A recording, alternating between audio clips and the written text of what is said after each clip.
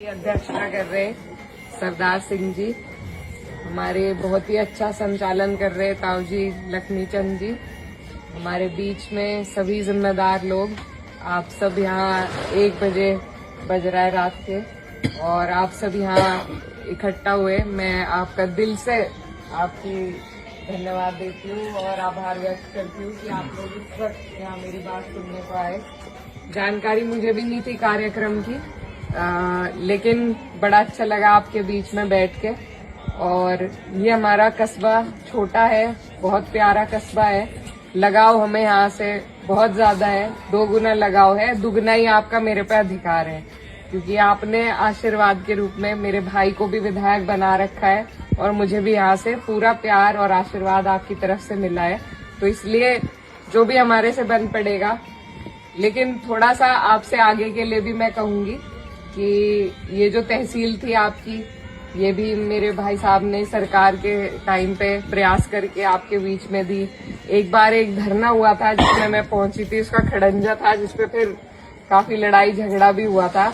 मुझे चैलेंज किया गया था कि ये बड़े बड़े नेता नहीं बना पाए, आप बनवा दो, तो वो भी हमने लगभग 80% तो बन ही गया था, थोड़ा सा टुकड़ा उसका रह गया था। आगे हमारे बीच में मेरे भाई, बड़े भाई, छोटे भाई, अंकुर भाई, कोई नहीं, भाई तो बड़े ही होंगे, तो ये मेहनत कर रहे और इन्होंने आपकी समस्या से मुझे पहले ही अवगत कराया।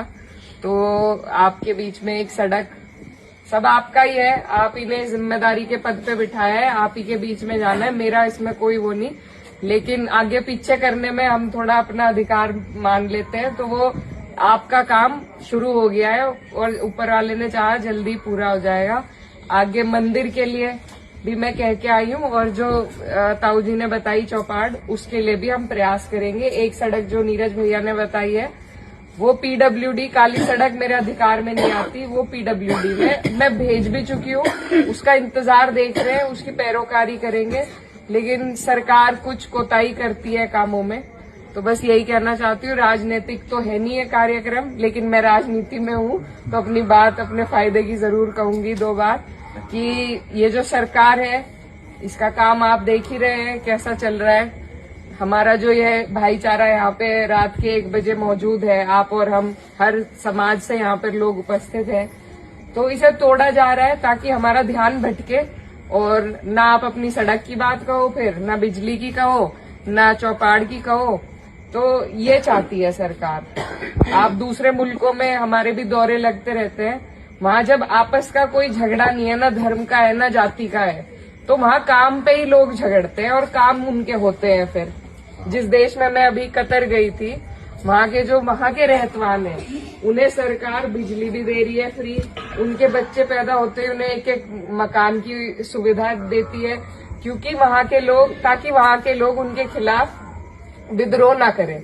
तो हमारे लोग सरकार के खिलाफ विद्रोह नहीं करते क्योंकि सरकार हमें आपस में ही लड़ाई रखती है। तो ये इनकी साजिश है, इसे आपको और हमें गहराई से अगर हम बैठ के सोचेंगे समझेंगे तो हमारे सामने बात आएगी कि हम झगड़ेंगे तो सरकार का फायदा है, हम इकट्ठा रह के पढ़ाई की, शिक्षा की, स्वास्थ्य की सुविधाओं की बात करेंगे तो ये देने के पास इनके पास कोई जरिया नहीं है, क्योंकि ये 1-1 रुपए में कई 100 एकड़ जमीन पूंजीपतियों को तो दे देते हैं, उद्योगपतियों को दे देते हैं। किसानों की अगर भुगतान की बात करो, ना तो वो टाइम पे होता है, ना कर्जा माफ होता है, ना एमएसपी बढ़ाई गई है अभी तक, अब डीएपी भी सोने की तरह मिल रही है। तो ये सारे मुद्दे आपके सामने है। करने को सरकार सब कुछ कर सकती है, करना नहीं चाहती। तो जो सरकार नहीं करना चाहती और जो जनप्रतिनिधि सरकार के पक्ष के आपके बीच में है, वो भी कुछ नहीं करवा सकते। तो ऐसे लोगों को आप बदलो और हमें ताकत दे के देखो, हमारी सरकार बनवा के देखो। 27 में आपकी बेटी ने ये सीट आप लोगों ने अपनी बेटी को जिताई, मेरा इतना सम्मान बढ़ाया, उसके लिए धन्यवाद देती हूँ। लेकिन मेरा अगर भरपूर उपयोग और भरपूर फायदा अगर ये क्षेत्र को मिल सकता है तो वो सरकार के आने के बाद मिल सकता है। मैं आपसे वादा करती हूँ, आप सरकार बनवाओ, आपकी 1-1 डिमांड आप आज कहो कल काम शुरू हो जाए, ये मेरी गारंटी है। तो क्योंकि हमें पता है हमारी पार्टी हमारी कितनी सुनती है और हमारी पार्टी में किस तरीके से काम होते हैं। तो इसीलिए आप सबसे मेरी यही अपेक्षा है। पीडीए का हमारा नारा है, पिछड़ा, दलित, अल्पसंख्यक, अगड़े सब उसमें है। जो पीड़ित अगड़े हैं वो भी उसका हिस्सा है।